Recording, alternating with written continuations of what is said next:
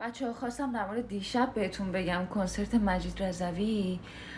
این تجربه‌ای که داشتیم خیلی حال و هوای تهران رو میداد، انگار رفته بودیم برج میلاد. دقیقاً آره، انگار که توی ایران آزاد بودیم، همه با لباسایی که دوست داشتن اومده بودن. دقیقاً سالنش هم شکل برج میلاد بود یه ذره. توی سالن‌های کلتور مرکزی ما اینجا داریم که سالن‌های مراکز فرهنگی، همایش‌های فرهنگی، مثل سالن‌های همایش خودمون، سالن‌های کنفرانس خودمون، همونطوری که کنسرت‌های ایران برگزار میشه، کنسرت‌های جمهوری اسلامی که همه نشستن و اینا بلند نمیشن برقصن.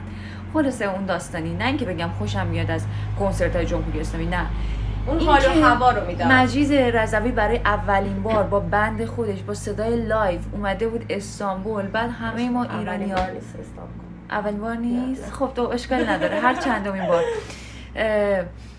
مهم نیست، مهم اینه که بچه‌ها اون تجربه ما رو حس کنن. آره ولی اینکه میگم قشنگ وایب ایران میداد، موقعی که مثلا آزاده همه با لباسای خودشون با پوشش اختیاری اومده بودن و کاشکه، و میدونم به زودی این اتفاق توی ایران میفته برامون همه کنار هم دیگه. آره هم نشسته بودیم، هیچ کسی به کسی دیگه ای رو اذیت نمی‌کرد، نشسته بودن تو جای خودشون میرقصیدن ولی آزاد بودن، با پوششی که دوست داشتن ظاهر شده بودن و خواننده‌شون هم براشون میخوند. هیچ اتفاق بدی هم نیفتاد.